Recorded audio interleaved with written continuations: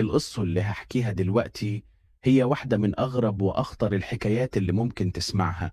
خلي بالك، كل تفصيلة هنا بتكشف عن سر خطير. استعد، لأنك مش هتنسى.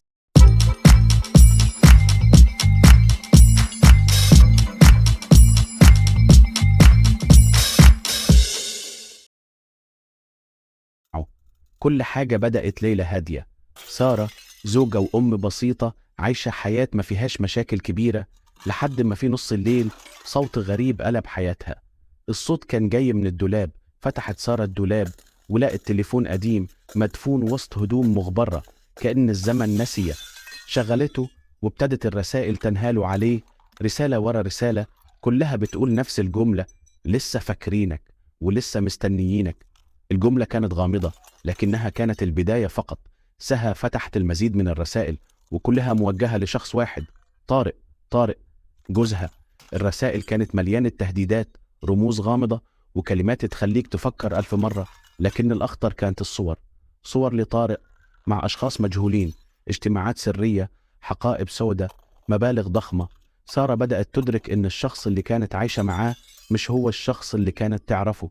الرسائل كشفت السر: طارق كان جزءا من شبكة لغسل أموال، والناس اللي وراء الرسائل كانوا بيطلبوا حسابات قديمة.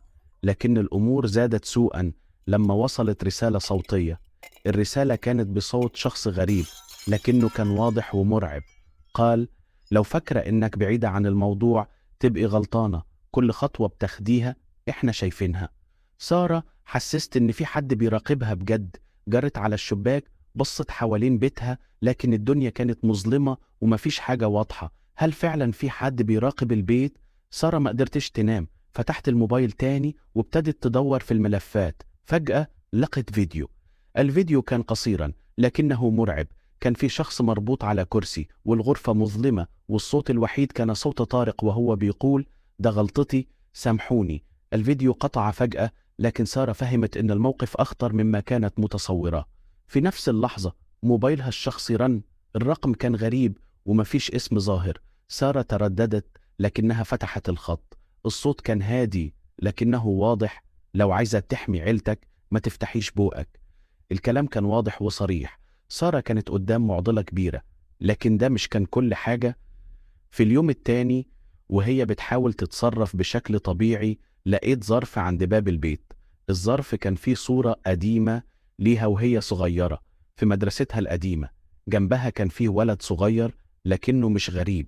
الولد كان نفس الشخص اللي شافته في صور طارق، نفس الشخص اللي طارق كان بيقابله. ازاي ممكن يكون في صلة بينهم من أيام الطفولة؟ رسالة صغيرة كانت مكتوبة تحت الصورة: حساب قديم ولسه ما اتقفلش. الموضوع بقى شخصي جدا. سارة دلوقتي ما بقتش تحاول تفهم سر طارق، لكنها بتحاول تفهم جزء من حياتها هي كمان. مين الناس دي وازاي ليهم صلة بيها؟ المواجهة اللي حصلت مع طارق كانت البداية فقط. سارة دلوقتي لازم تختار: تحمي نفسها وعيلتها ولا تكمل بحثها عن الحقيقة. لكن في قرار واحد لو أخدته حياتها كلها ممكن تتغير للأبد. النهاية لسه ما معروفة، لكن في حاجة أكيدة: الجزء التاني هيكشف أسرار أكتر وهيوصلك لأماكن عمرك ما تخيلتها.